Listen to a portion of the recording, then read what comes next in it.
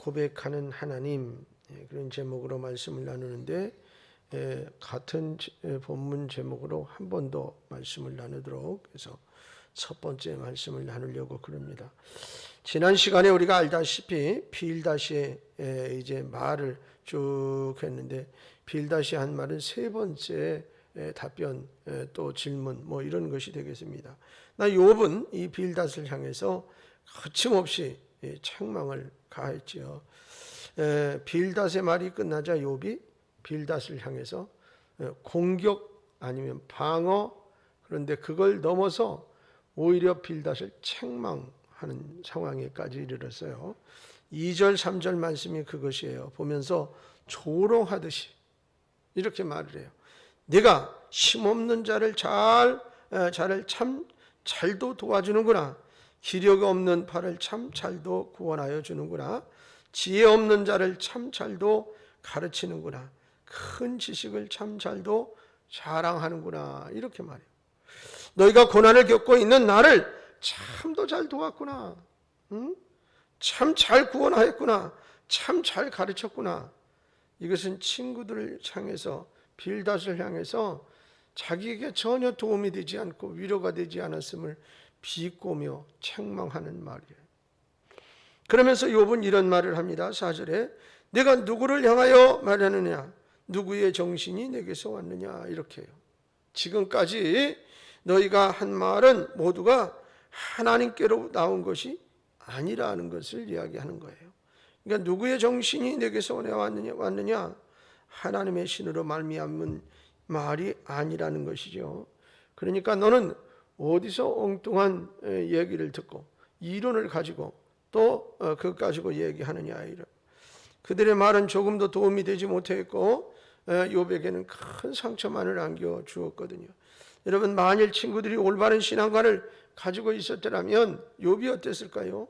욥의 친구들의 입을 통해서 하나님이 말씀하신다, 이건 하나님의 소리다라고 들었을 거예요. 그러나 친구들의 말은 정죄하는 말, 상처를 주는 말, 거기다가 그렇게 되다 보니까 절망만 가득 안겨주는 그런 상황이 됐단 말이죠. 이런 가운데 본문에서 욥은 이렇게 고백을 하고 있습니다. 첫 번째 고백의 말씀이 6절인데 거기 보면 하나님은 감찰하시는 하나님이시다라고 고백을 하고 있어요.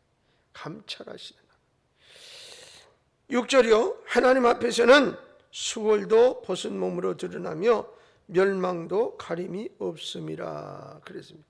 여기 수월, 멸망 이런 단어들이 등장을 하는데 이것은 죽은 자들이 거하는 곳을 가르쳐 말합니다. 그런데 그것도 가리움이 되지 못한다, 그런 말이에요. 그러니까 공동 번역에는 이 말씀을 쉽게 어떻게 번역을 해놓았는가 하면 저승도 벌거숭이라, 이렇게 벌거숭이가 되어 있습니다. 그렇게 고백을 했어요. 그러니까 하물며 하나님 앞에서는 저승도 벌거숭인데 이곳에 살아있는 사람, 그는 어떻겠느냐 그 말이에요. 네. 하나님이 저승에까지 다 손이 미쳐서 거기서도 다 벌거벗은 것처럼 다 알고 보고 그러는데 이 세상에서의 삶은 어떻겠느냐, 이런 말이에요. 죽은 자를 보시는 하나님이시라면 사은 자도 분명히 감찰하시는 하나님이시라는 것입니다. 그렇습니다. 음부의 세계도 주관하시는 하나님께서 살아있는 여러분을 얼마나 사랑하시고 얼마나 보호하시겠습니까? 이것 또한 믿으시기 바랍니다. 그래서 하나님은 우리를 보호하시되 시편의 고백처럼 눈동자처럼 보호하시고 인도하시는 하나님이신 것을 믿으시기 바랍니다. 그러니까 그 새벽에 사도행전 공부하면서 제가 말씀을 드리잖아요. 스데반 집사님이 첫 번째 이제 평신도로서 순교자가 되고 그 일을 기점으로 해서 이제는 그 기독교인들이 엄청난 탄압을 받기 시작을 해요. 그래서 그들이 각 지역으로 다 뭐 연고가 조금 있는 곳으로 다 뿔뿔이 도망을 가서 흩어지게 되는 그런 상황을 만나게 되잖아요. 그런데 이 스데반 집사님이 순교하는 장면을 보면 가히 우리가 저렇게 죽었으면 좋겠다. 저렇게 죽었으면. 거기 보면 스데반 집사님이 그 장면은 뭐냐면 설교하는 거거든요. 설교 7장에. 그러니까 스데반이 이제 목사 입장 속에서는 그렇잖아요. 어떻게 보면 뭐 다른 여러 가지 일도 하지만 설교하는 일이 가장 중요한 것인데, 설교하다 죽는다 그러면 사명 다 하면서 죽는 거 아니에요? 그렇게 죽을 수 있다면 복된 것이라고 생각해요. 죽을 수 없어서 걱정이지 뭐 하나님이 순교도 시켜주셔야 되는 거지 그냥 되는 건 아니잖아요. 그러니까 설교하다가 죽으면 얼마나 좋을까. 두 번째는 뭐야? 기도하다 죽었어요. 무릎을 꿇고 저들의 죄를 저들에게 돌리지 말게 해달라고 그러면서 마지막 마치 예수님 같아. 예수님도 저들의 죄를 하지 말라고 그러시면서 마지막 이제 그 생명이 곧어지는 것을 볼 수 있는 것처럼 그렇게 했어요. 그런데 그 중간 사이에 중요한 장면이 나와요. 설교하다가 그 다음에 그가 이제 성난 그들이 하나님의 말씀을 들으면 앞에서 베드로와 요한이 말씀을 전할 때는 가슴이 찔려 회개하고 돌아오는데 그 말씀 들은 그들도 찔렸어요. 찔렸다는 말이 그대로 나와. 그런데 그들은 어떻게 그 찔림을 포장하고 덮으려고 돌로 들어쳐요. 그러니까 여러분, 사람이 복음을 전하고 증거되어줘도 이 들을 게 있는 사람이 듣는 것이고 마음밭이 그만큼 그것을 받아들일 수 있는 준비가 되어 있어야 하는 거죠. 똑같은 복음인데 그 말씀을 듣고 찔린 거는 사실이지만 받아들이는 과정은 전혀 반대로 받아들이게 되잖아요. 그런 모습을 볼 수가 있어요. 그럴 때 이 스데반 집사님의 한 행위가 뭐냐면 하늘을 우러러 그랬어요. 하늘을 우러러. 너무 중요한 말씀이라고 생각되어져요. 여러분, 우리가 이 땅을 살아가면서 이 세상만 자꾸 바라보면 답답해요. 문제만 자꾸 보이고 희망도 별로 없어 보이고. 그러나 하늘을 우러러 봤더니 그곳에 어떻게? 예수님은 성경에 보좌에 앉으신 분이신데 그날 보니까 예수님이 앉아 계시질 않아. 벌떡 일어나 계세요. 그리고 양팔을 벌리고 계시다. 그 말은 이 순교하는 스데반 집사님이 당하는 고통과 아픔을 가만히 좌정하여 앉아 계신 분이 아니라 그 고통과 아픔을 그대로 주님도 느끼고 계시는 거죠. 벌떡 일어나셨어요. 우리식으로 보면 안타까워서. 그리고서는 양팔을 벌려 승리하여 돌아올 그를 환영하기 위해서 품어주기 위해서 기다리시는 예수님을 보는 거예요. 여러분, 이 세상만 바라보면 답답해요.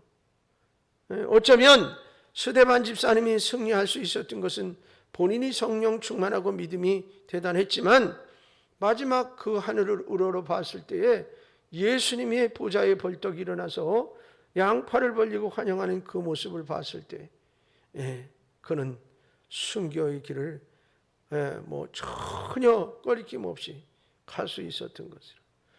이 세상을 살아가는 동안에 우리들에게 주어지는 수없이 많은 어려움, 고난, 환난 이런 것들도 마찬가지로 그것만 자꾸 쳐다보면 점점 커 보이고 그게 나를 짓누를 것 같고 그게 나를 이겨먹을 것 같고 그래요. 그러나 하늘을 바라보면 주님이 나와 함께 계시구나. 나를 응원하고 계시구나. 이 사실을 알 수가 있어요. 그러므로 능히 이기고 승리할 수 있는 비결은 성도는 하늘을 보는 사람이라. 그 말은 천국의 소망을 가진 사람이고 아멘. 우리의 이 땅의 삶은 전부가 아니라고요. 전에도 말씀드렸지만은 죽었다. 사람이 죽었다 그렇게 말하기도 하고 돌아가셨다 그러기도 하고 소천했다 그렇게 말하기도 해요. 근데 뭐 죽었다라는 말은 그렇다고 치고 돌아가셨다는 말은 어딘가로 돌아갔다는 거예요. 온 데가 있다라는 의미가 되거든요. 근데 그것은 성경을 통해서 보면 인간을 하나님께서 흙으로 지으셨어요. 그러니까 우리의 육체가 죽으면 이 몸뚱아리는 다 썩어서 흙으로 돌아가는 거라. 뭐 태워서 버리든 흙 속에 묻어서 버리든 길바닥에 내던지든 장래 풍습은 가지각색이에요. 필리핀 그런 데 가보면 어느 부족은 자기 집들에 무덤이 있어. 근데 어떻게 하냐면 옷막을 지어놓고, 옷막 거기다 의자를 놓고 시신을 거기다 앉혀서 붙들어 매놓는 거예요. 그게 장례야, 그게. 예, 그러면 그들의 믿음은 어떠냐면 자기의 조상, 자기 아버지, 자기 할아버지가 거기서 앉아서 자기 가족을 다 지켜준다라는 그런 어떤 생각을 가지고 있어요. 그러니까 나중에 뭐 다 시신은 썩어지고 뼈 따고 막 이렇게 하고 있는 거예요. 근데 우리는 얼마나 그게 좀 뭐라 그럴까 혐오스럽기도 하고, 또 한편으로는 우리가 맨날 전설의 고향을 봐서 그런지 무섭기도 하고 말이죠. 그런데 그 사람들은 그게 습관이고 풍습이라 전혀 그런 의식이 없는 거예요. 근데 여러분, 우리하고 조금 다른 것이, 우리는 이제 사계절이 있고 그렇지만 거기 굉장히 무더운 날씨라 부패도 빨리 돼요. 빨리 돼가지고 그 냄새나고 막 그런 게 오래 가지를 않아. 그리고 또 어떤 게는 뭐 이렇게 큰 나무 밑에다가 갖다가 시신을 앉혀놔서 우리가 자연으로 와서 자연으로 돌아간다는 거예요. 그러니까 이 몸이 썩어서 그 나무에 거름이 돼서 정령이 그 나무에 다 스며들어서 그 나무가 계속 살아있는 동안에 우리 가족들을 다 돌봐주고 지켜준다는 그런 생각을 갖기도 하고요.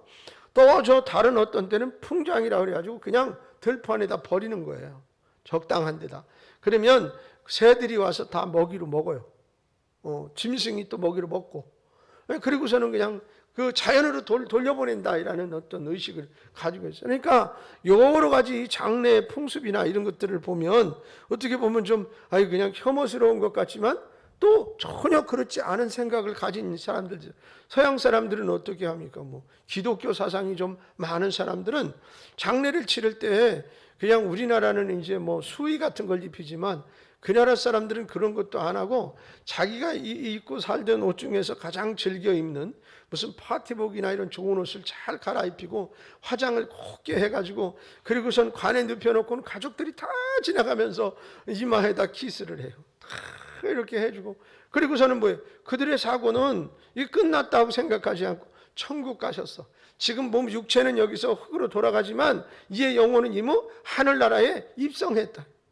그런 어떤 믿음을 가지고선 뭐 그냥 막 이별한 건 슬프지만 그러나 그런 기쁨을 가지고선 소망 중에 장례를 치르기도 하고, 그 다음에 보면 커다란 천주교 뭐 건물 같은 그런 교회당에는 교회 밑바닥에 다 장례식장이에요. 그래서 거기 이제 뭐 돌로 이렇게 다 바닥을 깔아놨는데 그 돌판 들시면 거기가 무덤이야, 무덤. 그 밑에 돌관에다가 그냥 넣고 뚜껑 덮은 거예요. 그러니까 사람들이 막 밟고 왔다 갔다 하는 데도 있고, 또 좀 유명한 사람은 드러내서 돌관을 옆에 뒤에 이런 데다 뭐 해놔가지고 거기다가 또 뭐 글도 쓰고, 또 심지어는 어떤 거는 이제 어떤 무덤은 뭐 이렇게 조각을 해서 이렇게 붙여놓고, 그래서 가서 그냥 한번 이렇게 만지고 더듬고. 예루살렘에 가면 예루살렘 성 옆에 언덕 위에 무덤이에요. 양쪽으로 쫙 무덤이야. 왜 그러냐면 예수님이 다시 재림해서 오실 때 그 황금문이 가장 먼저 열린다고 생각해요. 그래서 거기를 제일 가까운 데가 제일 명당 자리야. 그래가지고 거기에 쫙 무덤이 있어. 그런데 보면 오래된 무연고 무덤도 많이 있는데요. 근데 연고된 무덤은 어떻게 하느냐면 가서 이렇게 무덤을 돌아다니면서 보면 그 돌관이에요. 돌관을 그냥 이렇게 그냥 바닥에 쭉 깔아놓은 거나 마찬가지거든요. 그 뚜껑 덮어놓은 게 그게 이제 무덤인데 그 위에다 돌을 하나 이렇게 올려놔. 내가 왔다 갔어. 그리고 누군가가 왔다 가면 돌 올려놓고, 또 다른 사람이 그 무덤에 와서 왔다 갔어. 그럼 돌이 여러 개 왔으면 뭐 올려 있으면 가족이 여러 사람 왔다 갔구나 그러는 거예요. 그래서 우리도 괜히 그냥 지나가다가 돌 하나 주워서 올려놓고 여기는 하나도 없네. 그리고 올려놓고 가고 그런 적도 있었는데, 여러분 사람마다 다 그 어떤 문화나 배경이나 이런 것을 통해서 장례를 치르는데 가장 중요한 사상과 생각은 뭐야? 이 세상에서 죽으면 그냥 다 끝난다라고 생각하는 나라는 거의 없어요. 거의 없어. 그의 영혼은 나무에 스며들어가든 아니면 그 집에서 뭐 의자에 앉아서 그 집안의 가족을 지켜주든 뭐 이런 의식을 다 가지고 있다. 이런 의식이 있어요. 그래서 돌아갔다라는 말은 흙으로 우리의 몸은 돌아갔다. 그리고 소천했다는 말은 불렀다 이 말이에요. 어디서? 하늘에서. 그게 죽은 거예요. 그게. 그러니까 우리들의 문화의 삶의 현상 속에서도 우리는 하늘을 바라볼 수 있는 믿음을 가져야 된다. 그러니까 우리의 삶이 여기서 아무리 화려해도 천국 못 가면 헛것이고, 여기서 아무리 비참한 삶을 살았어도 천국 가면 여기서 화려한 삶을 산 사람보다 훨씬 복받은 거예요. 훨씬이 아니라 이건 비교할 수 없을 만한. 여러분, 우리가 이런 사고와 의식을, 그런 믿음을 가져야 되는 것이라. 그래서 이 땅의 삶이 전부가 아니잖아요. 그러다 보니 천국을 소망하며 살 때 어려움도 이길 수 있고, 천국의 소망을 가진 자는 희망을 늘 버리지 않고 살 수 있고. 할렐루야. 그런 것처럼 여기 우리의 믿음의 분량을 한번 점검해 볼 수 있는 시간이 되기를 바랍니다. 두 번째로 또 이 욥이 고백할 때 하나님은 다스리는 하나님이라 이렇게 고백하고 있어요. 다스리는 하나님. 여러분, 욥의 고백에 의하면 하나님은 인생을 감찰하신 뿐만 아니라 천지를 다스리시는 분이신데 그 천지 중에 나도 다스리신다. 7절에 보니까 하늘과 땅을 주관하시는 하나님을, 8절에서는 구름을 주관하시는 하나님을, 12절에서는 바다를 주관하시는 하나님을 고백하고 있어요. 그러니까 우주 만물을 다스리는 하나님이심을 얘기하는 거예요. 시편 82편 8절 말씀에 보면 솔로몬이 이런 고백을 해요. 그가 바다에서부터 바다까지와 강에서부터 땅끝까지 다스리시니. 이 말은 뭐예요? 우주 만물 삼라만상을 하나님이 다스리신다라는 고백인 거예요. 하나님은 창조주신 줄로 믿습니다. 나서 주무시는 하나님이 아니라 만물을 다스리는 하나님이시라는 고백인 거죠. 여러분, 하늘을 다스리시고 바다를 다스리시고 땅을 다스리시는 하나님께서 천하보다도 귀하게 여기는 성도인 나를 다스리지 않으시겠느냐. 할렐루야. 여러분을 지키시고 보호하시고 다스리시는 하나님이심을 믿으시기 바랍니다. 여러분의 심령을 다스려 주실 것이고 가정을 다스려 주실 것이며 자녀들을 또한 다스려 주시리라 믿습니다. 그리고 사업장에도 인생도 모든 일들을 은총의 손길로 다스려 주실 줄로 믿으시기를 바랍니다. 다만 우리는 인생을 주 앞에 맡기는 일을 해야 할 뿐. 맡기는 일. 어쩌면 맡긴다라는 말이 믿음이에요. 하나님 앞에 맡기면 나는 어떻게? 간 곳 없고 하나님의 지배하심과 그분의 인도하심을 받으며 살고 행복한 삶을 살고 승리하는 삶을 살 것이라. 이 사실을 믿고 맡기실 수 있는 여러분이 되어주시기를 주님의 귀하신 이름으로 축원합니다. 세 번째로 욥이 고백하는 하나님은 자비의 하나님이시라 고백. 자비로우신 하나님. 8절에 보니까 물을 빽빽한 구름에 싸시나 그 밑에 구름이 찢어지지 아니하느니라 이렇게 말했어요. 여러분, 구름에서 비가 내리는 것을 볼 때 마치 구름에 쌓였다가 내리는 것과 같다 그 말이에요. 사실은 그 말이 또 맞기도 해요. 이제 먹구름은 많은 이제 습기를, 이 물을 품고 있는 건데 그것이 무거워지면 떨어져서 비가 내리는 거니까 사실은. 그런 것을 이제 고백해. 쌌다. 그런데 구름이 찢어지지 않고 가늘게 뿌리는 것은 자비로운 하나님의 은총 때문이라는 거예요. 여러분, 물을 잔뜩 보자기처럼 구름에 싸고 있는데 그게 확 찢어져 갖고 확 쏟아지면 살아남을 사람이 없을 거예요. 그런 의미예요. 그래서 그것도 비를 뿌리는 것도 적당하게 다 뿌려주시기 때문이라 그 말. 왜냐, 구름이 찢어질 것 같으면 콸콸콸콸 쏟아진다면 이 땅에 살아남을 식물도 사람도 사실 없거든요. 예. 여러분, 그래서 가끔은 뭐 비가 엄청나게 많이 오면 물폭탄이 쏟아졌다 이렇게 표현을 하기도 하는데 그 표현은 좀 제가 볼 때 그렇게 적절하지 않은 것 같아요. 진짜 물폭탄이 떨어진다면 아마 마저도 그냥 죽을 거예요, 사람이. 예, 그리고 이 세상에 있는 어떤 동물뿐만 아니라 식물들도 그 그냥 폭탄을 맞으면 뭐 살아남을 식물이 어디 있겠어요. 가끔 보면 우박 내릴 때 보니까 아유 그냥 그 식물에 떨어지면 다 잎이 찢어지고 말이죠. 너덜너덜해져 가지고 이런 경우도 없지 않아 있는 것처럼 참 어떻게 보면 하나님의 순간과 삶의 현장 속에서 하나님의 조절하시고 지켜지니까 살지 그렇지 않으면 살아갈 사람이 없어요. 참 그래요. 어제 밤에 저희 집사람 보고 그랬어요. 당신도 많이 늙었구려. 늙었구려 그랬는데, 아니 샤워를 하다가 미끄러져 가지고 넘어져서 꼼짝을 못하고, 그래서 보니까는 뭐 허리가 뭐 한쪽으로 이렇게 막 부풀어 올라오는 것 같아요. 근데 우리 하은이는 뭐 내가 이제 뭐 다른 거 하고 있었는데 약을 발라주고 무슨 뭐 뜨거운 걸 막 써요. 그래서 야, 이게 타박상이나 뭘 입었으면 얼음찜질을 해야지, 그걸 하면 어떡해? 그러니까 그런 거예요. 그래서 제가 얼음을 퍼다가 이렇게 했는데 아무리 봐도 안 되겠어요. 그래서 어제 응급실에를 뭐 뭔데 가자고 막 뭐 아대를 가느니 무슨 뭐 저 동탄 뭐 병원을 가느니, 그래서 하여튼 그냥 내가 육안으로 볼 때는 뭐 움직이지도 못하고 막 이럴 정도면 뼈가 어떻게 됐거나 그랬는데, 아프다고만 자꾸 그러는 거 보니까 그 정도는 아닌 것 같아. 그래서 제가 또 그냥 기도를 해보니까 마음이 그냥 또 그래서 여기 희망찬 병원을 가자. 거기도 뭐 응급실 하니까. 그래서 거기를 가서 사진을 찍어 보니까 그거 참 이제 이 나이 먹으면 무슨 못해. 옛날 어르신들이 이제 화장실 가서 뭐 이렇게 넘어져 가지고 말이죠. 이 뼈가 이렇게 부러지면, 우리 황순남 집사님 그 전에 그런 얘기 하셨어요. 이제 요양사 뭐 이런 거 이제 하다 보니까 70 후반 80 이렇게 되신 분들이 이게 부러지면요, 살아날 확률이 그렇게 많지 않아요. 그래서 한 60에서 70%는 돌아가신다고 봐야 할 만큼 심각한 거예요. 이 대퇴부뼈 이런 게 부러지면 말이죠. 그러는데 그렇게 이렇게 털썩 엉덩방아를 친 게 아니라 뒤로 자빠져가지고 3번 척추를 다쳐가지고, 이게 척추가 뼈가 이렇게 있고 양쪽에 날개처럼 있잖아요. 이게 날개가 부러졌어요.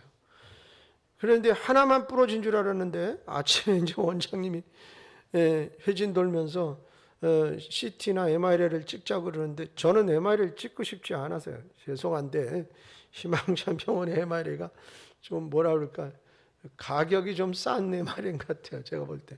제가 이제 종합병원 큰 데 가서 MRI 찍었을 때 뭐가 비교해서, 거기서 병원에 뭐 저도 거의 6주를 입원했었잖아요. 그러니까 그 보니까 이건 여기는 마치 흑백 같고, 아대병원에서 찍은 건 마치 칼라 같아. 아니 그렇게 선명하게 잘 나왔어요. 그리고 이제 기계 기술이 달라 완전히. 그래서 뭐 단면으로 뭐 이렇게 막 쪼개면서 쫙뭐 그냥 뭐 영상 시뮬레이션 하듯이 착착착착 이렇게 하면서 막 보여주고 그러는데, 이건 뭐 야 이거 뭐 좀 사람 마음이, 환자가 뭔가 신뢰감이 탁 가는 것 같은 그런 느낌. 근데 가격은 따블이에요. 98만 원인가 그래요, 아대는. 근데 이제 여기는 뭐 한 50만 원 한대요. 찍으라고 하는데 제가 그냥 주저주저 하고 있었어요. 그랬더니 여입사람도 안 찍겠다고 그래서 CT를 찍고 원장님이 판결을 내렸는데, 하나만 부러진 게 아니라 3개가 다 부러져가지고. 근데 그건 치료가 없어요. 그냥 갈비뼈 부러진 거하고 똑같아요. 계속 움직이지 않고 있어야 되는데, 원장님이 그러는 거예요. 무지무지 아플 텐데. 계속 그 얘기를 해요. 무지무지 아플 텐데. 근데 워낙 참을성이 있긴 한데, 그래서 뭐 닌거 맞고 거기다가 이제 진통제 투여하고 밤을 지나고 오늘 아침에는 안 되겠으니까 신경 차단 주사를 맞았어요. 그건 일주일에 한 번밖에 못 맞아요. 또 저도 여러 차례 맞아봤거든요. 근데 그건 그냥 맞는 게 아니라 기계로 엑스레이로 이렇게 들여다보면서 아픈 부위, 그 신경이 있는 데를 딱 맞춰가지고 주사 바늘이 그 속까지 들어가야 되는 거예요. 들어가는 것도 다 엑스레이 상으로 이렇게 해가지고 다 봐요. 화면으로 보면서 그걸 잘 맞춰가지고 찔러야 되는데, 저 여기서 입원하고 있을 때 목이 좀 안 좋아서 그거 한 방 맞고 어지러지했는데 호흡 곤란와가지고 산소호흡기 꽂고 막 난리 났었어요.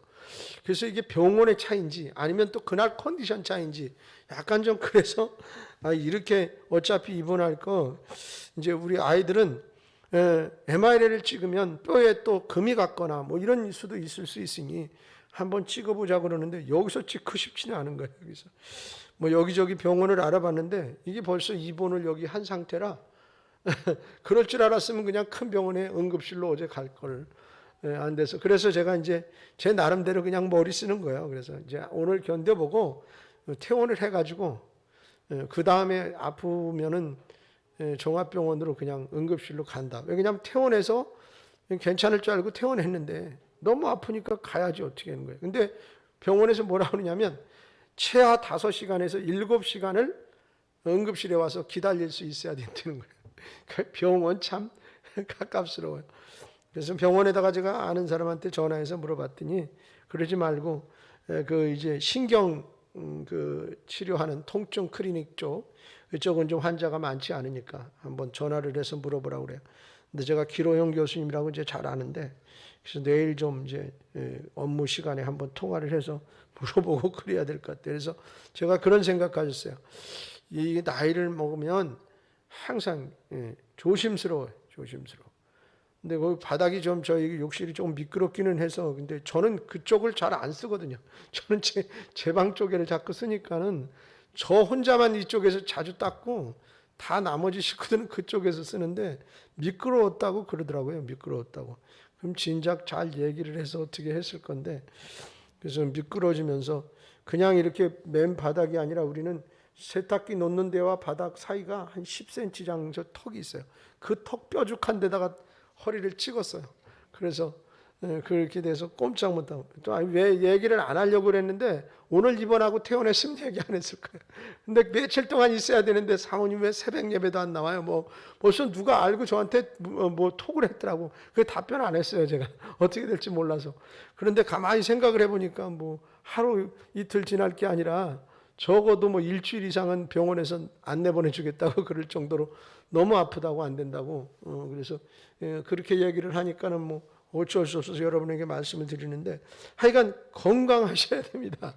그래서 언제 어떻게 될지 모르고 나이를 먹으면 또 좀 그 이렇게 뭐라 그럴까 하체가 약해진다고 그러나요? 그래서 그런 것들도 있고 뭐 꼭 그래서 그런 건 아니지만 그 미끄러워서 어떻게 넘어지는데 뭐 욕실에 뭐 붙을 게 없잖아요. 넘어질 때. 뭘 옆에 뭘 이걸 붙을 것도 아무것도 없고 벽을 잡을 수 있어 뭐 했어. 그냥 넘어지면서 그렇게 돼가지고 머리 뒤로 안 하기를 또 다행히 어떻게 보면. 그래서 그냥 뭐 사람이 어떻게 저도 뭐 지난번에 뭐 그 넘어질 때 뭐 이 보도보로 그거 거기에 걸려서 넘어졌으니 얼마나 바보예요. 주머니에다 손 넣고 추우니까 이렇게 이러고 그래서 이렇게 돌아서다가 한 다리를 툭 떨어뜨렸어요. 이게 보도브록이 거기는 높더라고요. 또 이상하게 한 25cm 정도도 더 되는 것 같아요. 그러니까 한 발을 털커덕 내려지니까 중심을 딱 잃고 그냥 넘어진 게 그 보도브록에 여기 허리 저도 하면서 다리는 이렇게 그냥 확 접질러져서 꺾이면서 다리 인대가 끊어진 거고 저도 허리가 여기 눌려가지고 뭐 세멘트 넣는다나 뭐 그것도 하고 그랬던 거거든요. 그러니까 제가 그랬어요. 나 늙었나 봐. 왜 여기서 바보처럼. 근데 그 아침 좀 일찍 살랑살랑 했어요. 그날이. 그러고 보니까 주머니 2월달 초순이니까 주머니에 손 넣고 추워서 이렇게 하면서 웅크리고 있으니까 몸에 뭐라 그럴까요? 이렇게 이게 이제 좀 움직이고 막 그래야지 이게 반응이 빨리 나오는데 웅크리고 그렇게 이제 차에서 있다가 내려가지고 거기서 뭐 둘러둘러 하면서 한 10분 이상 서 있었더니 이제 추워서 그렇게 그런 현상이 일어났는데 그래서 참 겨울에 어르신들은 말에 주머니 손 넣고 왔다 갔다 하는 것도 어렵고 또 어떤 때는 욕실에 들어가서 넘어지는 경우도 많고 권태순 권사님도 옛날에 욕실에서 넘어지셔가지고 그냥 그걸 보니 아프다고 그래요. 그래서 보면 이분이 이제 아들한테 혼날까 봐 참 나이 먹어가지고 그런 거예요. 혼나니까 한의원 가가지고 침을 맞고 보니까 여기 그냥 멍이 잔뜩 드셨는데도 이게 막 속상하고 옛날에 또 우리 권사님인가 누가 일부러 그냥 안 되냐고 병원에 모시고 간 적도 있고 말이죠. 뭐 이렇게 이제 연세 잡수시면 자꾸 그런 일들이 일어나요. 그래서 조심하셔야 되겠다 그런 생각이 들어요. 그러니까 이게 비도 말이죠. 비도 적당히 내려야지 그 비가 심하면 다 우리에게 피해가 되는 거예요. 그러니까 하나님께서 적당하게 해주셔야 하고 건강도 하나님이 지켜주셔야 되고 보호해 주셔야 되고 그래요. 어떤 사람은 보면은요 교통사고 이렇게 났을 때 그냥 별거 아닌 것 같은데 더 심하게 몸에 충격을 입는 사람이 있고 그냥 엄청난 사고가 났는데 멀쩡한 사람도 있고 그렇거든요. 그러니까 이게 뭐 우리가 이렇다 저렇다 어떤 게 맞다 할 수 없을 만큼 주변의 모든 상황들이 그래요. 근데 하나님이 순간마다 상황마다 우리를 지켜주지 않으면 우리 살아갈 수 없을 만큼 너무 연약하고 나약한 존재들인 거예요. 그러니까 거기서 그냥 넘어져도 뼈가 뭐 그렇게 3개씩이나 그렇게 될 정도로 그런 거니까는요. 여러분 그래서 욥은 한마디로 딱 표현하면 뭐냐면 하나님이 어떤 하나님이냐? 자비로우신 분이라는 거예요. 자비로우신. 그래서 그 자비로우신 하나님을 지금 찬양하고 있습니다.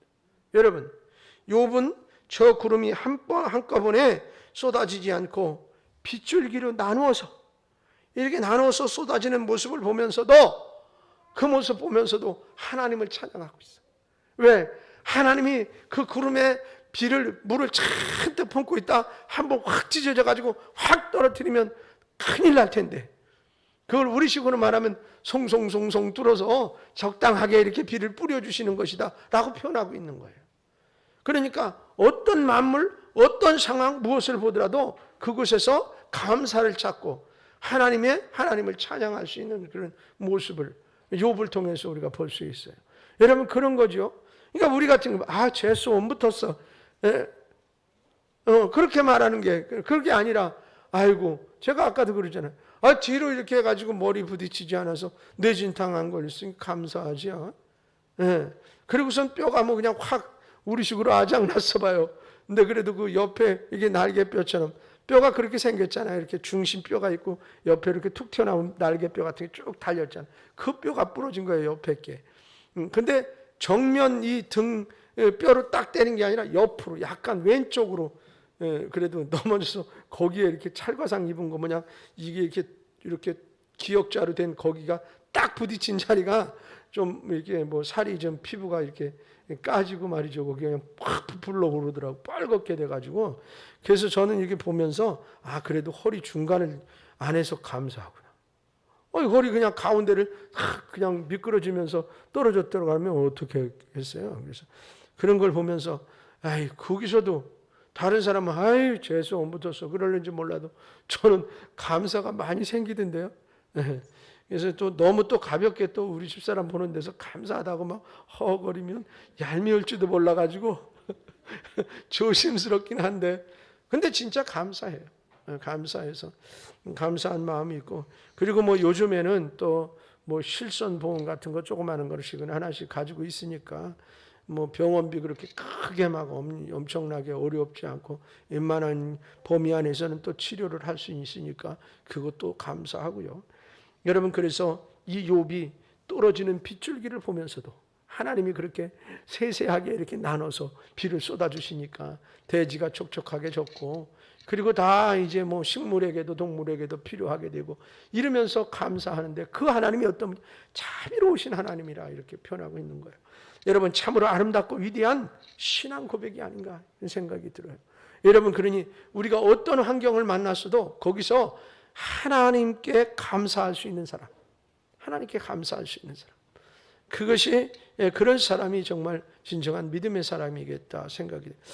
제가 지금 저 앞에 교회 입구 들어오는데 4개의 박스를 갖다 놨는데 그 참 좀 제가 좀 그런 생각이 들었어요. 저를 가져오면서도 저를 어떻게 활용을 하고 써야 되나 이제 이런 생각을 갖고 왔는데 저것을 어느 교회 그 뭐 이제 이런 그 뭐 이렇게 뭐 돕고 그러는 거 뭐라고 그래요? 뭐 그런 복지 센터 같은 거를 하시기 때문에 저거를 저런 박스를 1톤 트럭 한 15대 분량을 받아오셨다 그러더라고.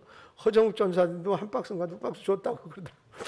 그러면서 뭐 그 얘기를 오늘 만나서 이제 뭐 전사님 얘기도 한참 하고 그랬는데 저걸 4박스를 주면서 가져가라고 그러면서 근데 제가 그런 생각이 들었어요. 저런 걸 골고루 잘 어디 이렇게 나눠야지 한 군데다 몰아주니까 그냥 처치곤란이라 보니까 그래가지고 그냥 그 교회 성도들도 막 3켤레도 가져가고 몇 켤레도 가져가고 막 그렇게 하는 거예요. 그래서 저게 정말 필요한 사람에게 정말 필요한 사람에게 잘 전달돼서 쓰임받을 수 있다. 그래서 저거는 태국이나 필리핀 가져가면 좋겠다. 그 사람들은 거의 쪼리거든요. 근데 거의 쪼리를 신고 다니는데 근데 이제 뜯어서 보니까 그냥 박스채 들었어요. 박스채. 거기 뭐 태그까지 다 붙어 있고 그냥 그 백화점에서 납품해서 팔던 거를 뭐 아마 이제 뭐 이렇게 했다가 내가 볼 때 할인 매장까지 갔다가 이제 다시 들어온 거예요. 안 팔리니까 이제 그런 식으로 해서 이제 남 돕는 쪽으로 이렇게 이제 뭐 복지센터나 이런 데로 들어온 거죠. 예, 그런데 우리는 보니까 쫄인데 뒤집어 보니까 중국제더라고. 근데 뭐 새 것인데 가격 태그는 35,000원이 붙었더라고요. 그래서 그 목사님이 이거 아무리 못해도 뭐 2만 몇천 원은 받겠다고 그러시더라고. 근데 뭐 그래서 제가 고민하고 있어요. 여러분 하나씩 오늘 수요일 온 사람 하나씩 다 가져가랄까? 저거 언제 태국에 저걸 모아놨다가 언제 가져가느냐고. 또 달라 그러면 되지 뭐. 내가 뭐 백혈레들을 못 달라 그랬어. 가서 필요하니까 내가 태국에 들어가는데 선교하러 가니까 백혈레 필요하다. 사이즈별로 내놔라. 뭐 이렇게 해서 가져갈 수도 있으니까. 그래서 이따가 전사님 저거 따가지고 한 사람당 하나씩 줘요. 예? 여름에는 신어요. 쪼리쪼리 신으면 되지 뭐. 집에서도 신고 가까운데 마트 가고 그럴 때 다 신으면 되는 거지 뭐. 새 건데 뭐. 근데 자기 사이즈에 맞는 걸로 가져가면 돼요. 근데 내 사이즈가 없다 그러면 남편 거 챙겨가도 되는 거야. 한 사람당 한 켤레씩 가져. 저 내가 보니까는 저거 박스에 10개 이상씩 들었으니까 하나씩은 충분히 줄 것 같아. 그래서 내가 고민하다가 그래 수요일 날 오는 사람이 복 받은 사람이지 뭐. 그래서 하나씩 챙겨가시라. 그러면 좋을 것 같다 생각됐어요. 그러니까 하나씩 챙겨가지고 가시면 좋겠어요. 그래서 그 색깔이 아이보리, 블랙, 그 다음에 뭐 4가지 종류 색깔이에요. 그다음 카키? 몇 가지 있는 것 같아요. 그러니까 자기 원하는 또 좋아하는 색깔들이 있을 테니까 사이즈와 색깔을 잘 맞춰가지고 하나씩만 챙겨가지고 가시면 됩니다. 자, 그래서 이 욥이 가지고 있는 신앙 고백이 우리도 그런 고백을 하면서 사는, 그러니까 성경에 나와 있는 많은 인물들이 하나님 앞에 인정받고 축복받은 사람은 다 그만한 이유가 있어요. 그만한 이유가 있다고. 그래서 이 뭐 다윗도 그렇고 누구도 그렇고 이렇게 다 보면 그만한 믿음의 분량이 있으니 하나님 앞에 그만큼 축복도 받은 것이라. 이 욥이 이런 고난 속에서도 그 하나님을 어떻게 해서라도 거기서 찾아서 하나님을 찬양하고 그 하나님을 고백하고 감사하고 이러는 모습을 우리가 볼 수 있다. 그러니까 우리 다른 거 말고 욥을 통해서 우리가 그런 신앙을 본받아야 되겠다. 여러분, 그래서 저 여러분의 가슴 속에서도 이와 같은 욥의 신앙 고백이 충만하기를 주님의 이름으로 축원합니다. 할렐루야. 그래서 이 아름다운 고백이 되어질 수 있다면 얼마나 귀한 것일까. 그리고 우리가 이제 사람이 나이를 먹으면 앞으로 막 전진하고 추진하고 뭔가 미래를 향해서 막 달려가고 이런 게 잘 안 돼요. 오늘 거기 앉아 있는데 어느 분이 오셨어요. 그래서 그 감사님이 벌떡 일어나면서 인사를 시키는데 우리는 이미 구면이에요. 그래서 제가 그래서 아이고 장로님 어쩐 일이세요? 그랬더니 아니 목사님 웬일이세요? 그리고 뭐 얘기했는데 사실은 제가 동탄교회 출신인데 동탄교회 형님의 형님 장로님이신데 뭐 나이 차이가 별로 안 나니까 옛날에 형 동생 뭐 이랬던 사람인데 그리고 이제 뭐 보니까 이제 그 부인 권사님도 오셨어요. 근데 그 형님하고는 오래전에 알고 결혼하는 것까지 제가 다 지켜보고 있는 사람들이잖아요. 그리고 그 집 뭐 아이가 몇 살 뭐 이러고 그랬는데 그럼 얘기하면서 둘이 앉아가지고 뭐냐면 추억팔이하고 앉았어. 옛날 얘기만 하고 앉았는 거예요. 그래서 제가 그랬어요. 얼마 전에는 거기 실리 그쪽에 그 어디 가서 차를 세워놓고 실리천을 향해서 한없이 올라갔다 그러니까 본인도 그랬다는 거야. 본인도 그랬다 그러면서 끝까지 올라가지는 못했는데 누가 동행하는 사람이 있어서 못 올라갔다고 우리 언제 한번 둘이 실리천 꼭대기까지 올라가 보자고 그러시더라고. 그러니까 사람이 나이 먹으면요 자꾸 뒤에 것만 하지 왜? 앞에 뭐 자신도 별로 없거든. 그리고 또 뭐 그렇게 확 뭐 변화되는 어떤 이런 것들이 별로 없어요. 그리고 그냥 지금의 현실을 안주하면서 더 이상 뭐 나빠지지 않으면 좋지 뭐 이 정도. 근데 이제 뭐 내년인가 후년에 은퇴라 그래요. 나이가 벌써 이제 70 그렇게 이제 다 돼가지고 이제 3년인가 남았다고 그러시는가 그래요. 근데 뭐라 그러냐면 이제 좀 후배들을 위해서 미리 은퇴를 하면 어떨까 저한테 물어봐요. 그래서 내가 그걸 어떻게 대답을 해? 그래서 그냥 계세요. 나중에 일찍 은퇴하고 후회하지 마시고 그래야 뭐 3년밖에 안 남았는데 뭘 그러시느냐고 이제 그러면서 얘기했더니 딸이 한나예요. 그래서 한나 결혼했어요. 그러니까 걔는 그냥 혼자 살 것 같아. 41살이래. 그래서 우리 41살 청각이 있는데 그래가지고 어떻게 그래서 어떻게 좀 한번 엮어볼까 하나 청각이 있는데 근데 참 그 부인 권사님이 참 사람이 좋으세요. 뭐 우리 그 장로님도 사람 참 좋으신 분이지만 너무 좋으세요. 그래서 근데 그냥 거기도 뭐 하다 보니까 그 전에 한번 뭐 한 5, 6년, 7년 전에 만났는데 우리 딸 좀 중매 좀 서 목사님 뭐 거기 청년 없어요? 뭐 이러고 얘기해서 네 그러고 대답했었는데 오늘 갑자기 생각나서 물었더니 걔는 그냥 혼자 살겠다고 그런다고. 그래서 짝이 없으니까 그러는 거지. 뭐 혼자 살긴 무슨 혼자 살아. 성경에 혼자 사는 건 뭐 좋은 거라고 그렇게 얘기도 안 했는데 그랬더니 그 얘기했더니 그냥 부인 권사님이 눈이 그냥 초롱초롱. 어떻게 해야 되는지 모르겠어요. 하여간. 근데 사람이 잘 모르잖아요. 누가 결혼도 누구 모르는 거고요. 청춘 남녀는 모르는 거예요. 41살이 청춘 남녀인지는 모르겠지만 그러니까 미혼이니까 우리 처제 봐봐요. 45세 결혼해가지고 지금에 이러고 다는데 뭘 안 그래? 그거 보면 신기해 죽겠어. 꼭 우리 손주 같아. 우리 집에서 인기 짱이에요. 아주. 우리 집에만 올라 그래. 하은이가 하도 이뻐요 하니까 울다가도 하은이 부른대. 그래서 내가 야 데리고 나가봐라 딸이라고 그러지. 그렇잖아요. 하은이도 뭐 31살인데 뭐 딸이라고 안 그러겠어. 그래서 그게 다 때 되면 결혼도 하고 이렇게 해야지 되는데 그 집에 다른 거 다 없어요. 그 딸아이가 결혼 못 해가지고 그게 늘 부모님 마음속에 걱정거리라는 거예요. 그래서 41살짜리 있어요. 그러면서 제가 몇 마디 했는데 소개를 한번 해볼까나 뭐 어떡할까나 서로 다 뭐 결혼 안 한다고 그러는데 안 한다는 사람끼리 만나면 그냥 좋지 않은가? 뭐 누구 말 맞다나 뭐 있어요? 거기 신앙생활 잘하고 여기도 신앙생활 뭐 그게 그 아이도 이만큼 클 때까지 제가 지켜봤으니까 뭐 사람 괜찮아요. 좋은 사람 같아요. 그래서 근데 우리 식구도 좋은 사람인가? 그래서 여러분 우리는 그래서 어느 상황과 환경 속에서도 하나님의 은혜를 찾아내고 찾아낸다는 것은 그냥 믿음이 많은 사람은 그냥 보여요. 그게 느껴지고 근데 그렇지 않은 사람이라 할지라도 강제를 해도 뒤져서라도 찾아내야 돼. 그래서 하루를 마감하면서 막 감사거리를 많이 만들고 제가 전에 말씀드린 거 한 번만 말씀하고 이제 끝내겠어요. 그 어린아이들한테 뭐 제가 저금 통장 하나씩 만들어주고 우리는 대체적으로 그렇잖아요. 유치원에 갔다 오면 오늘 뭐 배웠어? 선생님한테 뭐 배웠어? 이러고 물어본다고 그러면 뭐 어쩌고 저쩌고 배웠어. 그렇게 묻지 말고 이스라엘은 그렇게 안 묻는 데잖아요. 뭐라고 그래? 선생님한테 뭘 물어봤느냐고 묻는 데잖아요. 선생님한테 뭘 질문했느냐고 묻는데요. 그러니까 교육의 상황이 아무것도 아닌 것 같지만 상당히 차이가 나는 거예요. 근데 저는 그렇게 하지 말고 오늘 감사한 게 뭐야? 라고 묻자고 얘기했어요. 감사한 게 뭐야? 여러분 제가 아무것도 아닌 것 같지만 이거 가지고요. 유아교육을 전공한 박사가요. 제 얘기를 듣고 자기 강의할 때마다 가서 이 얘기한다고 그랬어요. 보통 교육이 아니라는 거예요. 이거는 유태인의 무슨 교육을 넘어선 교육이라고 그랬어요. 근데 그건 뭐 그 사람 전공한 그 학자의 얘기고 저는 신앙 안에서 그렇다는 거예요. 어려서부터 뭘 감사했어? 어떤 게 감사해?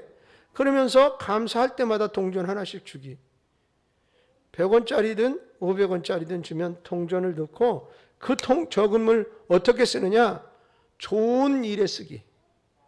불우한 이웃을 돕는다든지 뭐 외국의 가난한 나라에 뭘 도와준다든지 이런 구제하고 좋은 것에 쓰는 거야. 내 감사가 모여서 다른 사람에게 더 큰 감사를 전달하는 그런 거. 근데 이게 교육적으로 상당히 중요한 거예요. 그러니까 뭐냐면 감사를 찾는다는 건 긍정적인 거예요.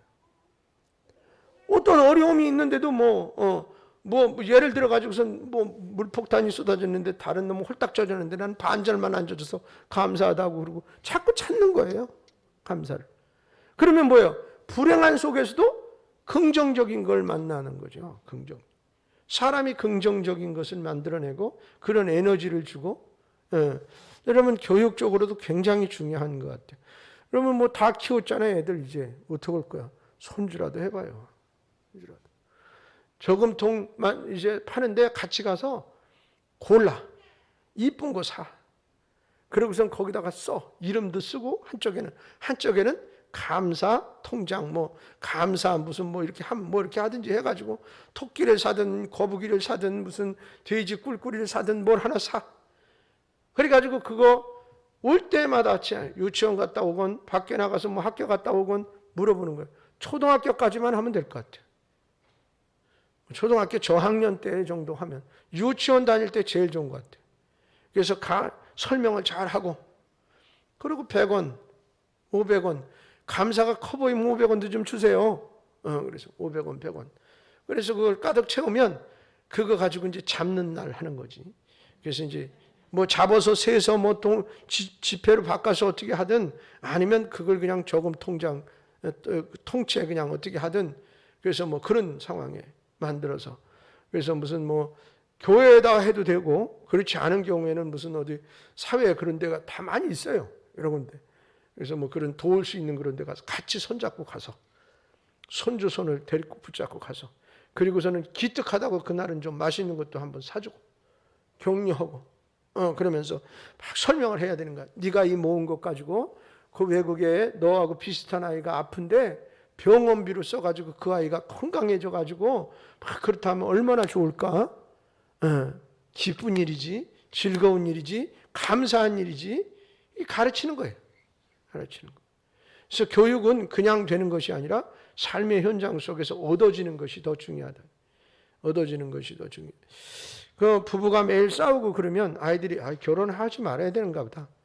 뭐 행복하고 즐겁고 감사한 일도 없고 맨날 싸움을 하는데 뭐 싸우려고 결혼하나? 이렇게 되는 거잖아요. 그런 것처럼 부부가 별것 아닌데 그 삶의 모습을 보여주는 것이 그 아이의 장래의 삶의 한 모퉁이 돌을 감당하는 아니면 어떤 기초가 되어주는 그런 역할을 하곤 하거든요.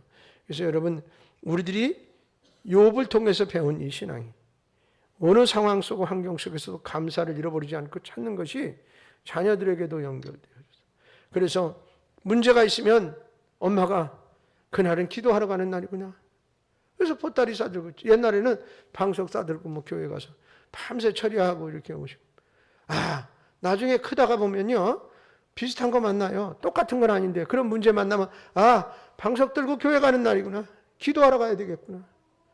아무것도 아닌 거지만 부모를 통해서 그걸 보고 배운 거예요. 그 자기도 모르게 그렇게 움직여져요. 제가 그랬잖아요. 딸아이 결혼하는데 왜 나한테 연락 안 했느냐고 또 그 장로님 그러시더라고요. 그래서 그냥 제가 깜빡했어요. 이제 그러고 말았는데 그러면서 뭐라 그러냐. 다른 거는 아닌데 엄마 보고 싶었더랬어요. 제가 그래서 엄마 보고 싶다. 그러니까 뭐 그 장로님도 저희 어머니를 너무 잘하니까 맞아 목사님. 얼마나 좋으셨을까. 어머니가 살아계셨으면 첫 손주 결혼하는데 참 좋아하셨을 것 같아. 그러는데 저는 진짜 엄마 보고 싶었어요. 아버지는 안 보고 싶었어요. 아버지는 좀 먼저 돌아가셔서 그런지 돌아가시고 어머니 살아계셨을 때는 슬픔이 덜했어요. 왜냐하면 어머니 계시니까. 근데 그 어머니 돌아가시니까 그래서 저는 명절이 싫어요. 갈 데도 없어서. 갈 데도 없어. 그게 고아라는 게 별거 아니에요. 그게 고아지 뭐. 그게 주님밖에 안 계셔. 그래서 그런데 여러분 그런 아쉬움이 늘 우리에게 있단 말이에요. 그래서 그 살아계셨을 때 건강하실 때 조금이라도 잘해드려야 됐었는데 그런 아쉬움이 늘 남아있고 그래요. 그래서 여러분들도 신앙생활뿐만 아니라 삶의 현장 속에서도 감사가 더 가득하시기 바라고 그 다음에 부모님이 살아계시면 잘하세요. 뭐 그렇다고 뭐 우리가 돈이 엄청나게 많아서 뭘 어떻게 하라는 게 아니에요. 전화도 소소하게 잘 하시고 이제 아마 어머니들은 그런 것 같아요. 딸의 전화를 받으면 생기가 돈대잖아요. 그냥 수다 떠는 거예요. 엄마 어쩌고 한참 떠들고 나 바쁘니까 오늘은 그만 끊자 엄마. 그러면서 뭐 가끔씩 그렇게 전화 수다도 떨어뜨리고 요즘에 이제 뭐 마을회관도 잘 못 가고 그러니까 전화라도 좀 그렇게 하시고 그 다음에 가끔은 뭐 통장으로 용돈도 좀씩 드리고 그게 많아서가 아니에요. 그리고 또 뭐 어디 뭐 좋아하시는 음식 있으면 뭐 안 되면 뭐 택배라도 한번 보내드리고 엄마 이렇게 해서 먹으면 돼. 내가 가서 해드려야 되는데 그러지 못하네. 근데 그것만 받으면 그 노인네는 다음 선물 올 때까지 아마 주변 어르신들한테 자랑질할 거예요. 그러니까는 그 효도라는 것 그런 게 별거 아니거든요.